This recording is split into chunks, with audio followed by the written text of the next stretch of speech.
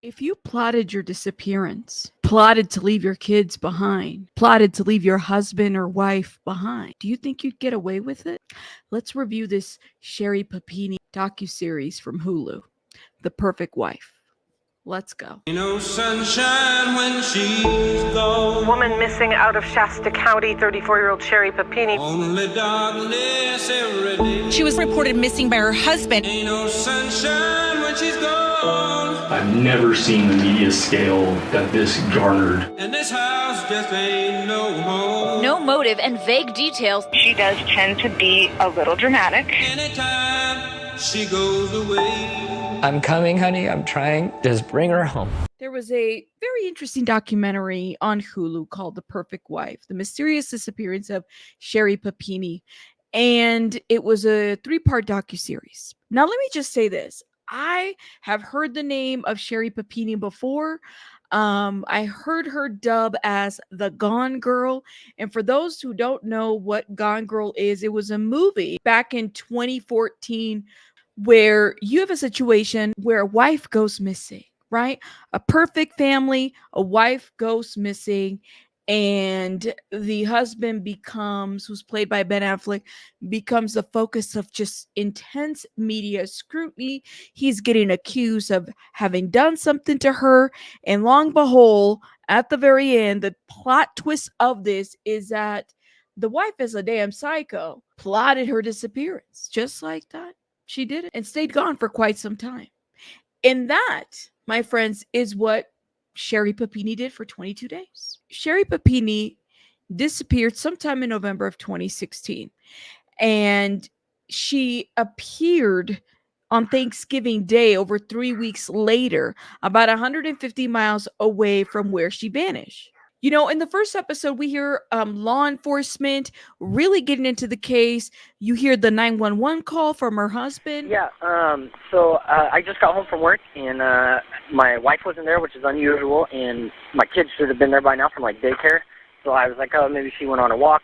I couldn't find her, so I called the daycare to see what time she picked up the kids. The kids were never picked up, so I got freaked out, so I hit, the Find My iPhone app thing, and it said that it showed her phone at our end of our driveway. We don't have really good service. Okay. Not the end of our driveway, but the end of our street. So I just drove down there, and I saw her phone with her headphones because she started running again.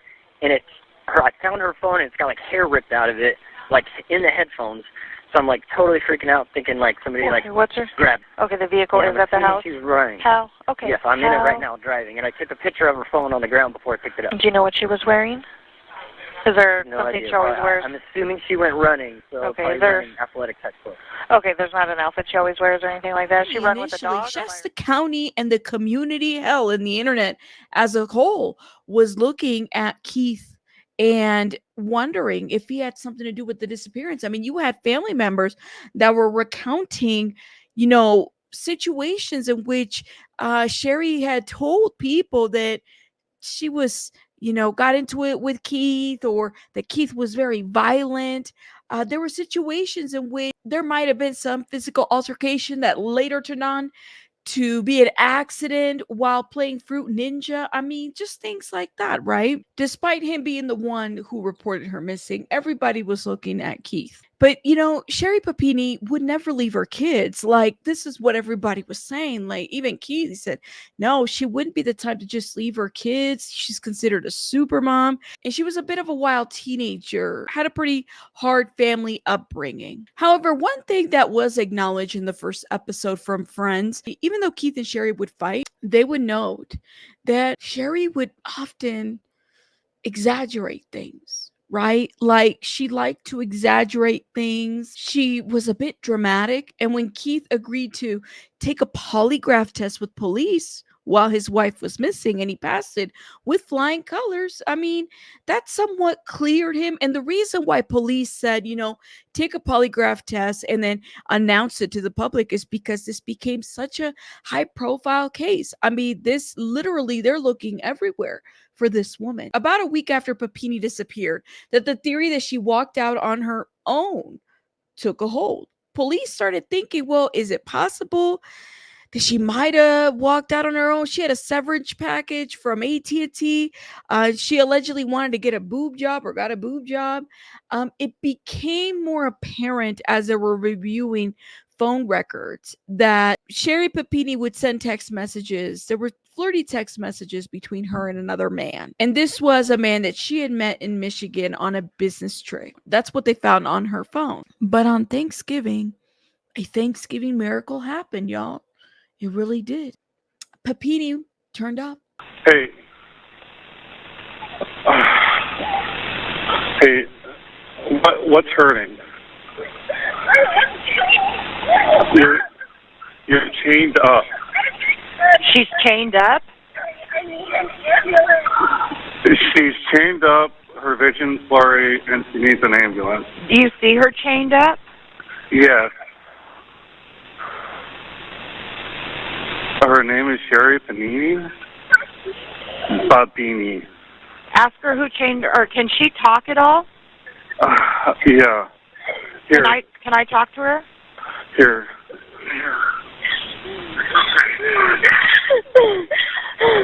Please. Sherri, I need you to listen to me. Listen to me. Do you know where you are? No. I've been in the car. Okay.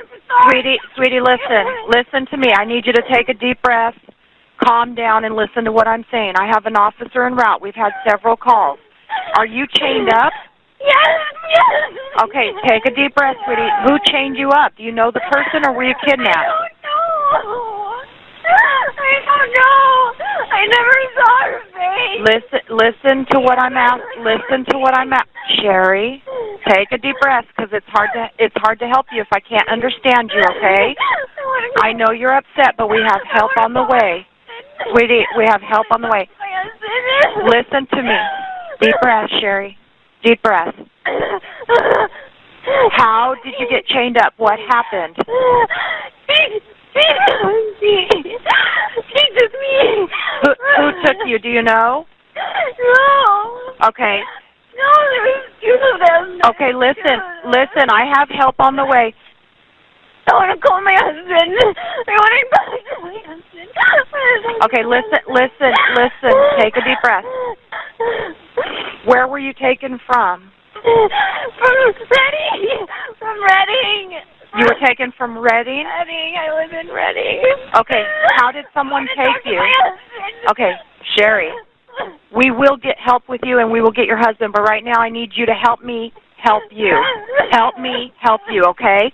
Deep breath. I can't see very well. I understand, but I can't help you unless I can understand you. I need to tell the officer what's going on.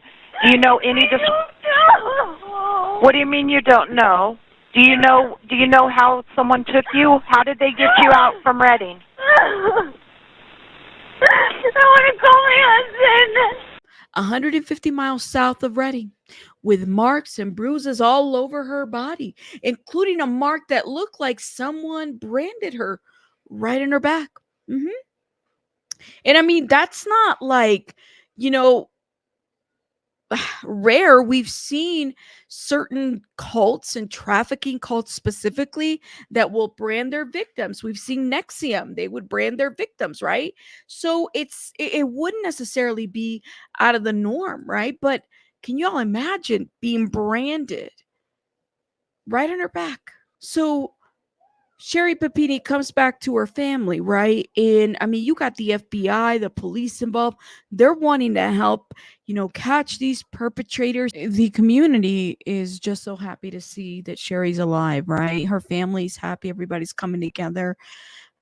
There's just so many questions as to what happened exactly. A couple days after Sherri appeared, the FBI interview happens. And we have to talk about that FBI interview. I'm going to show you a couple clips, but I want to know what you guys think in the comments about her FBI interview. What red flags do you guys see there that completely tell you that there was red flags from the jump when she went missing. First, let me just say that I want to give credit to Crime Circus. I'm going to put the information in the description box because Crime Circus was one of the first channels that put a lot of these Sherri Papini interrogation interview videos up on YouTube. Shout out to them. So their information will be in the description box. The other thing I want to say is that I find it so interesting that, you know, in a couple days after her alleged abduction, she talks about how, you know, she was a house mom and she used to read a lot. She read Elizabeth Smart. Elizabeth Smart actually came out defending Sherri Papini about whether people believed her or not, because she felt like, you know, Elizabeth Smart actually went through this very similar thing as a child. So she had a lot to say, right? So she felt like Sherri Papini was treated unfairly in the media. There was a lot of scrutiny of her. But here's a woman who self-discloses that she was watching a lot of true crime shows. She was, you know, a stay-at-home mom, watching her kids. It sounded like seemingly she enjoyed that, but that she had a lot of time in her hands to, you know, really look into this. And this to me was the biggest red flag of like, who brings that up? Who brings, you know, that you watch a lot of these shows when you're literally just recounting the events of what's going on. The first interview with the FBI, it seems to me that there is just so much small talk that happens in between. Now, part of it from the FBI side is that they're trying to, you know, understand the victimology here. They're trying to build up and build trust. I would imagine it's hard to build trust on, first of all, a case where she's not wanting to be interviewed by herself. Her husband has to be there, right? She's been allegedly severely traumatized. So there's that building of trust, right? Like we have to, you know, work with what we have. And she's a bit all over the place and she talks about different things and she's smiling and she's laughing.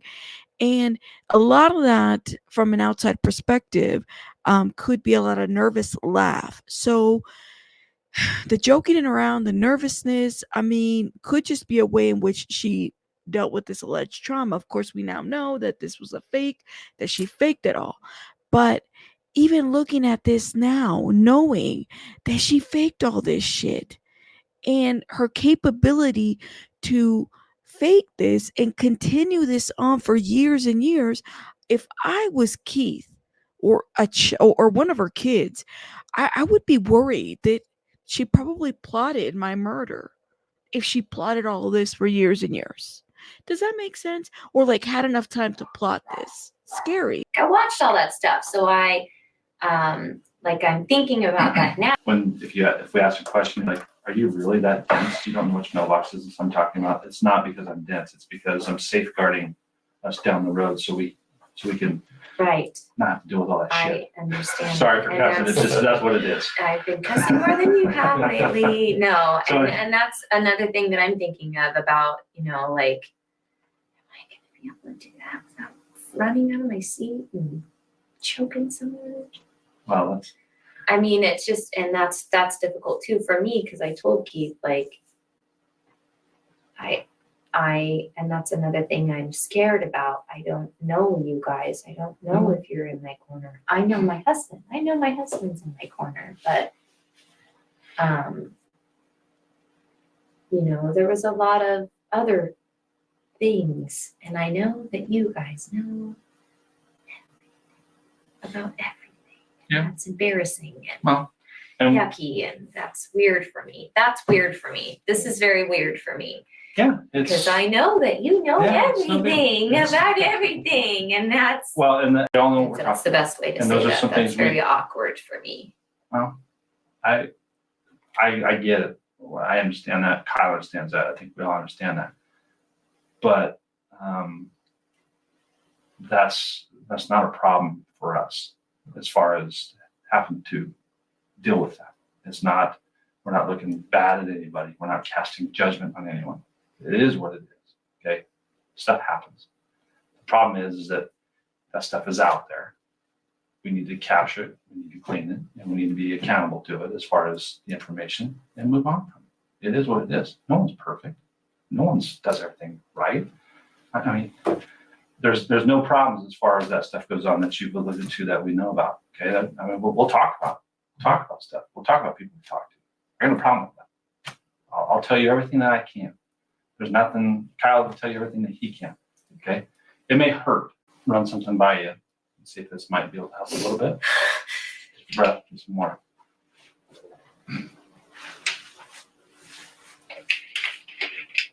You're good.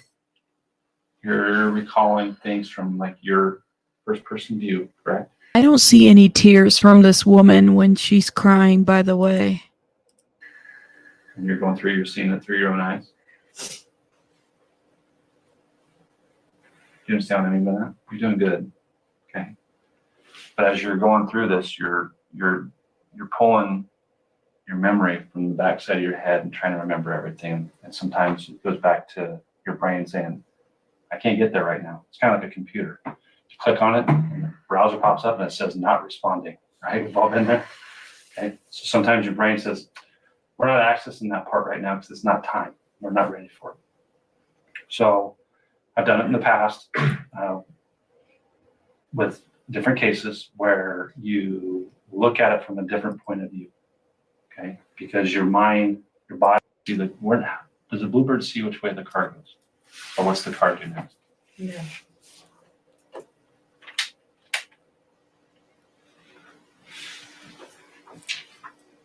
It wasn't what I saw, it was what I felt. I was very nauseous. Okay. And cold.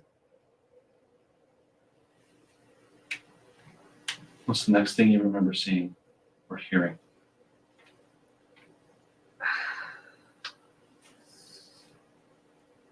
Smelling laundry detergent on the pillowcase that was over my head.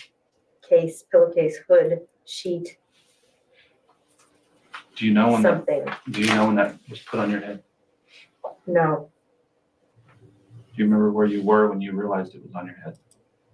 the floor of Floor. the vehicle on my side. Is the vehicle moving or stationary? The vehicle was moving. Were you asked to put it on, or did somebody put it on you? I woke up with it on. You know, she's not even looking up. And also remember that she had alleged that she had been drugged as well. So her memory, of course, is a little hazy based on what, she's now recounting. So, of course, these officers are going to be a lot more patient with her. Everybody's more patient with her. They're not going to straight out start questioning everything, of course, allowing her to speak. But she's not looking up. Her head is down. So we can't really make, her facial expressions. You're doing fine. This is good right here. Okay. Do you remember, was there filtered light coming through the hood? Do you know what I mean by that? Shadows from the road? Okay. Yes, it was light. Do you have a sense of speed that you're traveling? It was windy. Okay. Windy roads make me nauseous. Okay.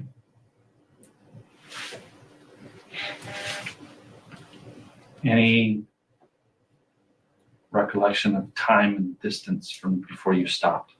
Tell me more about I that. remember that's what the first thing I remember is the nausea and waking up and trying to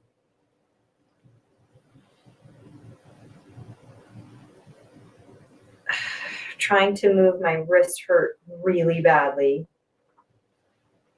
and my hips were very achy.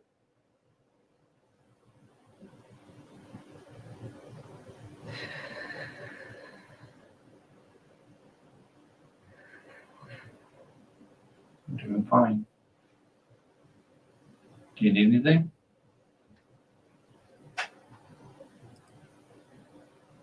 And by the way, there was DNA that was found of another person when she appeared. There was DNA found.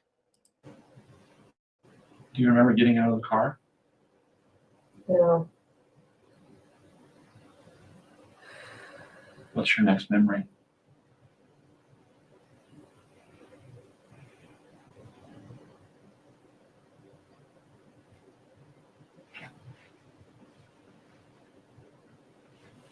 Feeling very cold.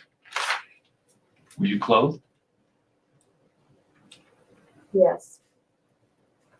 The only original item I had was my underpants. Describe those, please.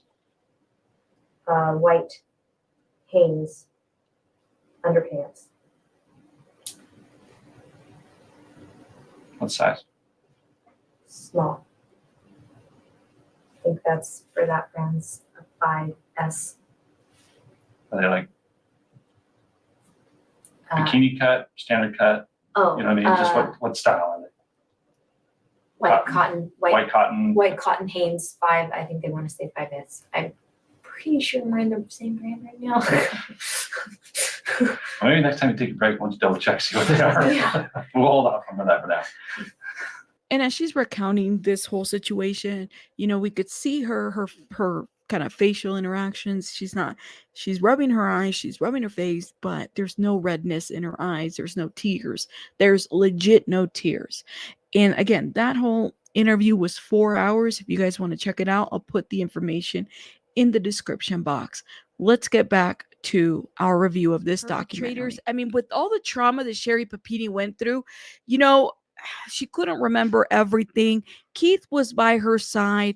There were so many ups and downs with Sherri Papini. There were, you know, times they couldn't even do traditional family get-togethers because certain things would trigger her. She would be completely absent-minded of her, you know, with her kids. And Keith looked like Keith had to step it up. Not only, you know, while he's working and trying to support, you know, his wife that has just gone through this horrific situation, mind you, right? He's having to pick it up in the household with the kids, having to clean up, having maybe to do different things. It just became so overwhelming, but that's what husbands do, right? That's what husbands and wives do when trauma happens. Y'all come together. We all come together and we figure it out and we fix it. Okay. And that's what Keith was wanting to do. Was there times where Keith felt like the story, you know, maybe doesn't make sense? Yes. But then when he would question it, he'd have to remind himself, like, look at all those bruises. Look at everything that happened to her. Everything was so horrific that happened to her, right? And a lot of the trauma that she went through spilled over to these children.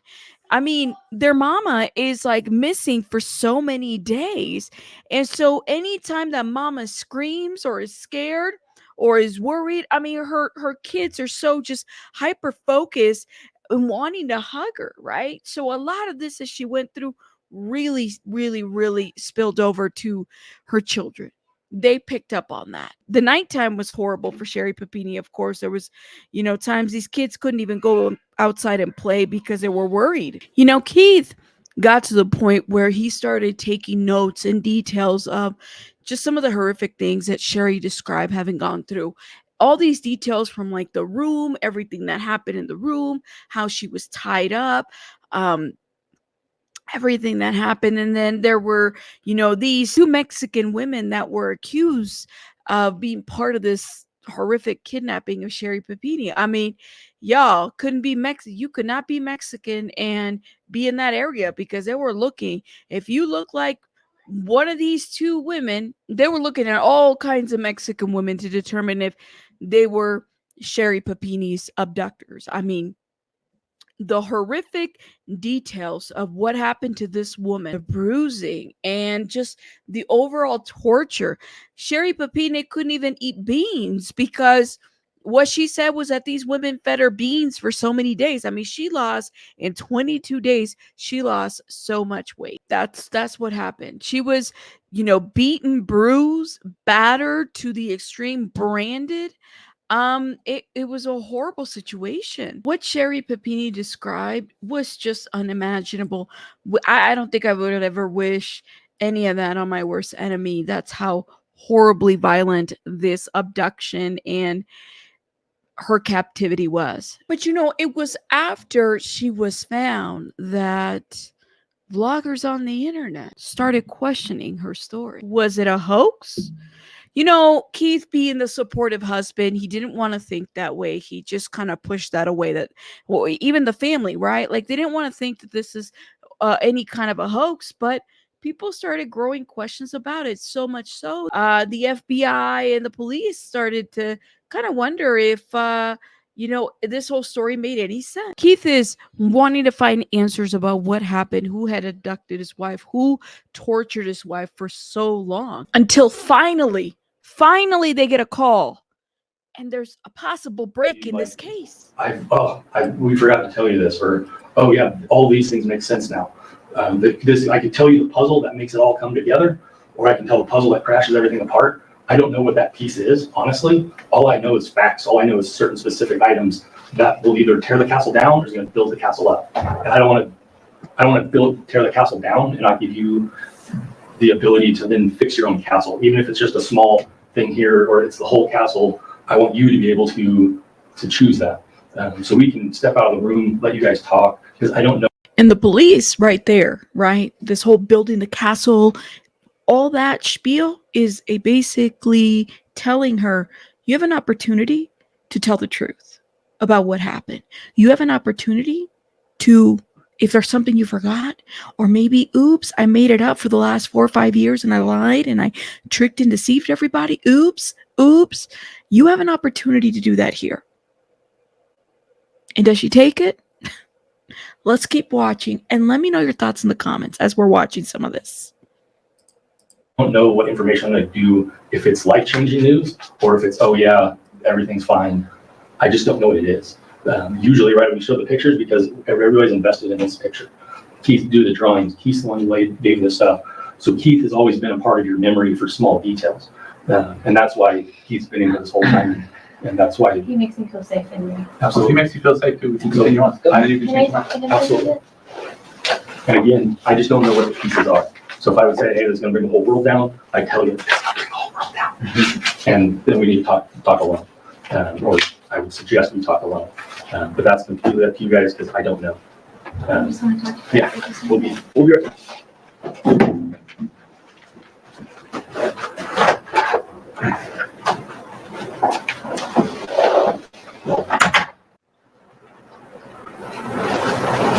You need to stop waiting and telling the truth. I don't want to know what's happening.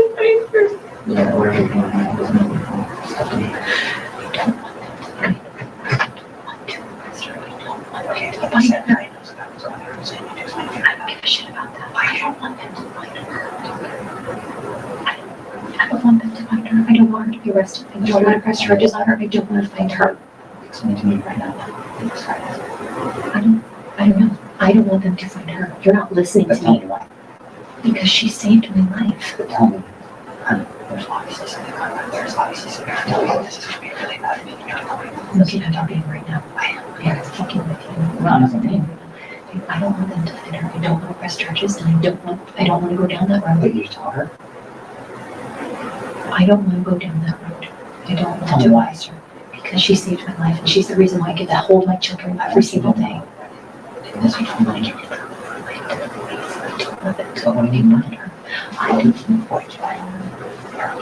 I don't want them to arrest her. Why? Because she saved my life. So you don't arrest her? They still need to find out who it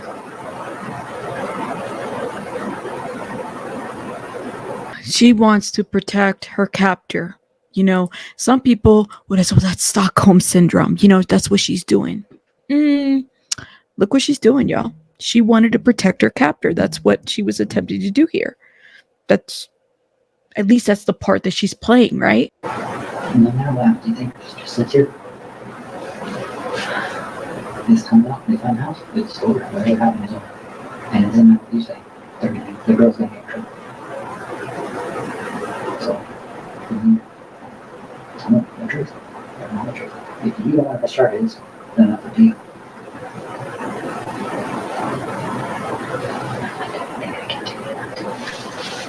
You're not making sense enough. To the point where I'm getting scared now. Keith says, you're not making sense. It's to a point where I'm getting scared now. Oh, Keith, you should have been scared, because if she was willing to do this, just imagine what she was probably plotting against you too. Because you need to. Tell me what's on. Yeah. Well, I can talk to him and tell him what you're thinking. So do you want me to know or not? Obviously, hopefully you've had a chance to chat with them. The fears Later, maybe.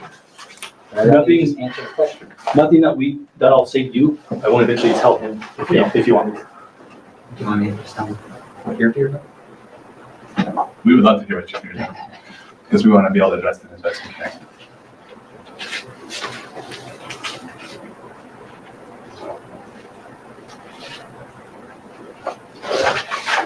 I don't know. Yeah, I feel like you're in the driver's seat right now. I think it's easier to control things once you know what the information is, to be honest with you. Sure. So I can tell you what it is, say what it is when Keith leaves, and then you can say yes or no, whether or not you want him in there for the rest of it. Right now, he's just, am I in the room or am I out of the room? So that's And I'm to the point where if you want him here, we'll just go on with the conversation. As long as you're not interrupting her. I'll stay over here. But if he steps out, I can say a name, and then you can choose whether you want him in here for the rest of it or not. It's completely up to you. Or I can just continue on, and again, like I said, I wanted you to always have control over certain aspects of stuff.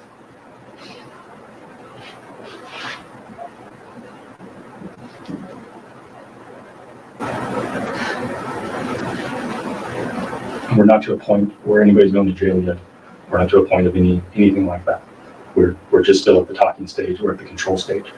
You seem scared, Sherri. No, it's not scared. What is it?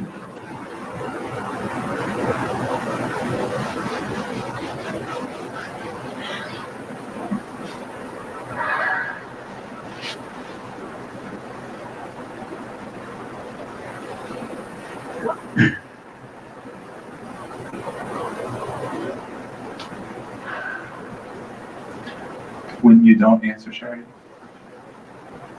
it makes me concerned because I want to hear what your answers are and I want to be able to understand. The only way to control things is for us to know. I don't want you to find her. We're not going to find her. She's the reason why I get to see my children every day. I agree, but we're not going to find her. She's the reason? What do you mean by that? She means the younger one let her go. Right? That's what you're referring to? We're not going to find her. And we can just skip to the rock into the water and level up the pond if we want to now. Again, this is your last opportunity. This is the last time if you want to do this alone or with Keith. He keeps saying we're not going to find her because she doesn't exist. She doesn't exist. Oh my Lord. I don't think I would have not been able to be one of them officers. I would have lost my shit with all the crying and the dry tears and the faking and the frauding. No. He's been through this also on a different level. So I'm ready I'm ready to move on and throw the dart and throw the rock and see what happens to the water. But Sherri, look at me. What do you want? I don't want her to get in trouble. She's not going to get in trouble. So the DNA came back to James Reyes.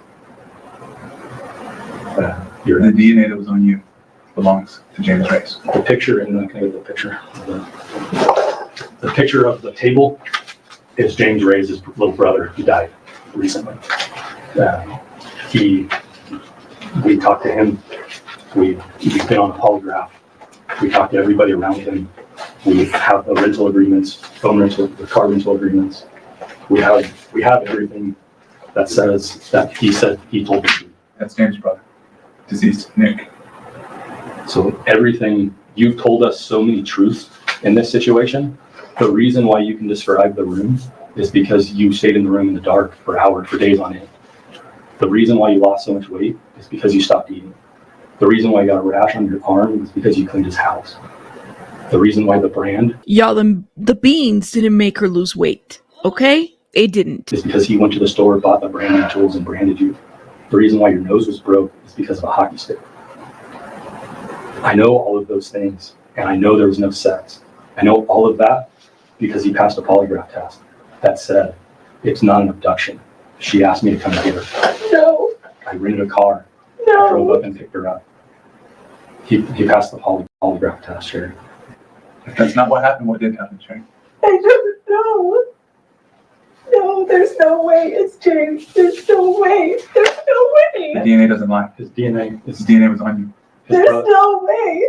Robert saw you in the house while you were down there. While everything spun out of control, his cousin. Why everything ran out of control on the initial. There's no way. It's 100% Robert's or James's DNA. You even collected blonde hairs from the room. There's no way it's James. There's no way. Sorry that it is. Why are you saying it's not James? Why are you saying it's not? He loves me. What's that?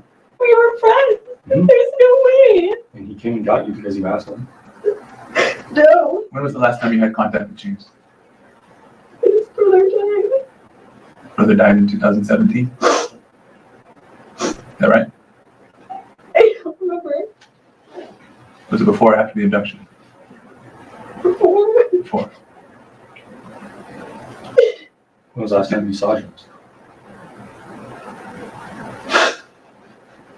I don't know. Forever ago when I lived in Southern California. So the last person-to-person contact you had with him was back in 2006? When you were living in Southern California? I don't know. So was it prior to your marriage? It's him. There is no way it's him. It is The James. DNA tells us that it was his Well- DNA on you. The DNA alone says it's him. And when we talked to him, confronted him with the DNA, He told us what happened he 100% told us what happened. and gave us details that nobody else would know.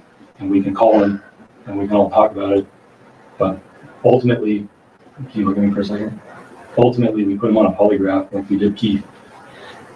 Keith was inconclusive, to be honest with you, on whether he was involved or not. But 100% James was telling the truth. The questions were, did Sherri ask you to come pick her up? He answered yes. That was the truth on a polygraph. We asked him if the two of you ever had sex. The answer was no. During 2016. During 2016, during the abduction, he said no. That was the truth. We asked him if you asked him to brand you. The answer was yes, and he passed the polygraph on all of those questions. He took us to the stores where he bought the chain. We talked to the friend who rented the car. The car that he rented drove over 900 miles in a day on the drop-off point. Sure, I know this is a lot to take in. But it's not like we don't know the answers to these questions. And the fear of Keith's reaction, obviously now he's in the room, the fear of media, the fear of all of these things are coming forward. They're in front of you now. The only way to get a hold of it, the only way for everybody to come together and heal, the whole community has to heal, is for us to be able to say, when we presented all of the evidence, all the stuff that came forward, you told us the truth. You told us what happened. Because you did go in a dark room, that's true. You did lay in the backseat of the car, that's true. You did lose weight, you were branded, your hair was cut, you did have bruises all over. But how those bruises got there are because you did it and James did something. The reason why your nose got broke is because you held the hockey stick to your face and he forced it into your nose. The reason why the brand is in a straight line is because he did it. He described exactly where it was. He told us exactly how he did it, where he did it, how he did it. Only you and I and maybe 5 other people know where the brand was. He told me immediately. Robert told friends and family you were there. His mom knew that you were there because of course it went news and everybody knew you guys dated. Everybody knew you guys had a relationship. So when it happened, of course, family reached out to him and told him, yeah, she was here. But it said it hurt her. I didn't hurt her. So after this whole situation, the FBI didn't arrest Sherri Papini there. They didn't take her into custody. Nobody did. Police, FBI, nobody did anything. And correction, so Keith's polygraph was inconclusive. But people have speculated whether he helped her, whether he had something to do with it. Y'all let me know your thoughts in the chat. Look, I feel some type of way about Keith because would you imagine sitting there while these officers are telling your wife everything that is going on, who James Reyes is, what they know, everything that they polygraphed James Reyes on and everything. I would have a hard time being in the car with that woman, being in a house with that woman, the years of lies. Okay. Like, I don't know about you guys, but I would have a hard time. I would. March 3rd, 2022, Sherri was arrested by the FBI and accused of lying to federal agents about faking a kidnapping. Okay. And 6 weeks after her arrest, Sherri Papini signed a plea deal admitting that she had orchestrated this hoax. Everything was a lie. Everything was a lie. Her kidnapping was a lie. Keith and Sherri did finally divorce in April of 2022. He admitted in the documentary that, he felt betrayed by her, but, he would also, if she was proven not to be guilty, then what a horrible thing to happen, right? To Sherri, that nobody believes her. So he stayed by her until she was pretty much charged. It came out later on that after Sherri's arrest, it came out that she was hurting her kids. She was intentionally causing her kids to get sick by having them sniff alcohol. Okay. And to me, the level, how dangerous she was, it made me kind of wonder, like, what red flags were there throughout this whole time, whether it was in a relationship with Keith or with her friendships, with her family, that would have said, this woman really needs some help. She's not well.